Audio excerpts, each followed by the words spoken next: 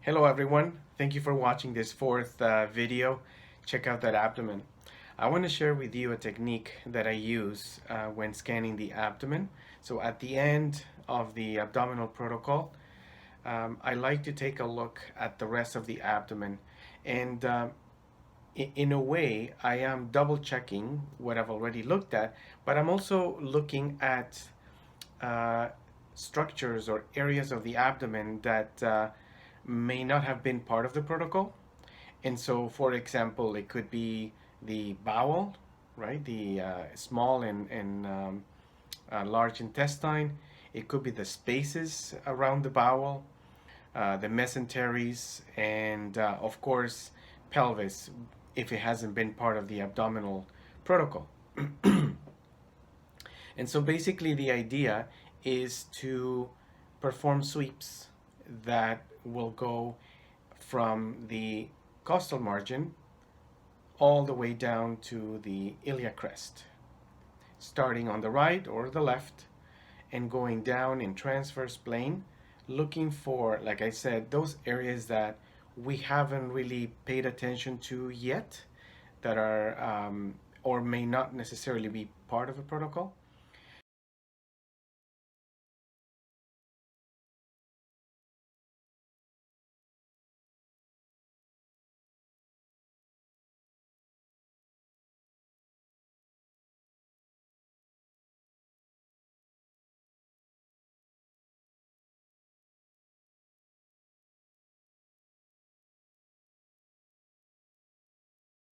This has been very useful to me um, when looking for or finding incidental findings.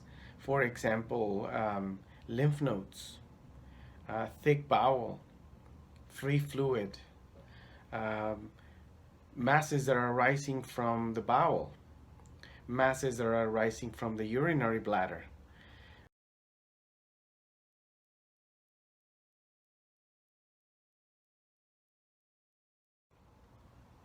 So as you can see, the idea again is to try to cover those areas that routinely we don't perhaps pay a lot of attention to, but that are still important.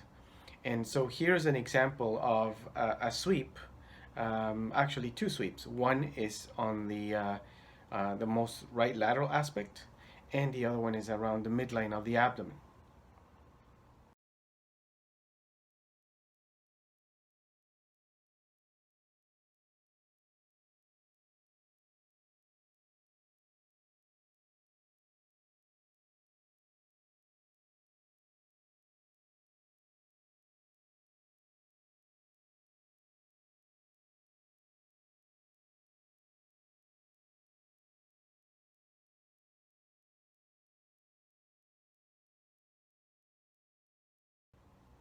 So one thing I would like to emphasize here is that the speed of the sweep has to be slow enough for us to realize what we're seeing or assess what we're seeing, but also fast enough so that we're not really spending too much time on the sweeps.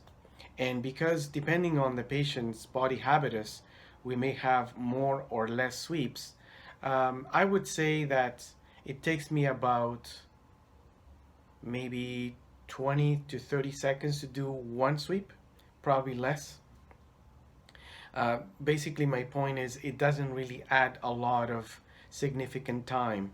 And in my experience, it has really worked really well um, at finding these incidental findings that, if they're found early enough, they will make a difference for the patient. If you're not used to looking at bowel or the areas that I'm talking about here as part of those sweeps, it just takes some time for your eyes to get used to, but the more you do the sweeps, the more that your eyes will get used to what you're seeing.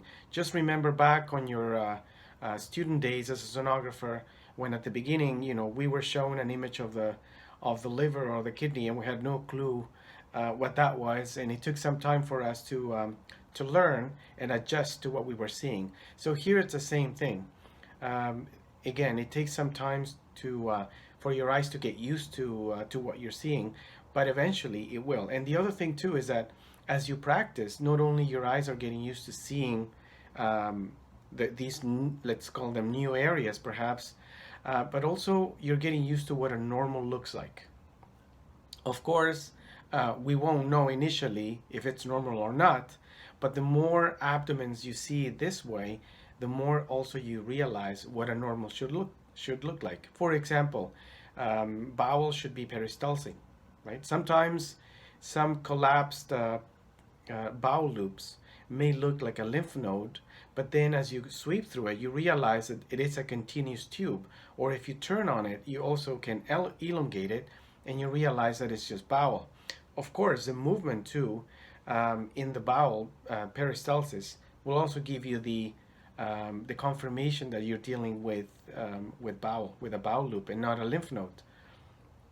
And of course, once you find one of these incidental findings, you will have to spend time on that to try to find out where it arises from, and of course, putting color Doppler measurements, etc., etc., etc., trying to explain what you're seeing.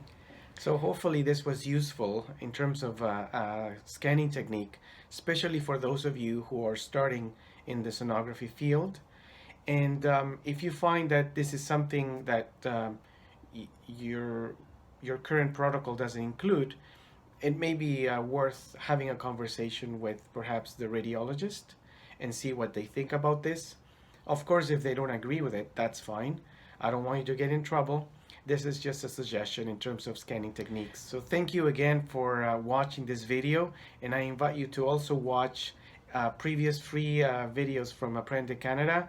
Check out the website www.aprendecanada.com.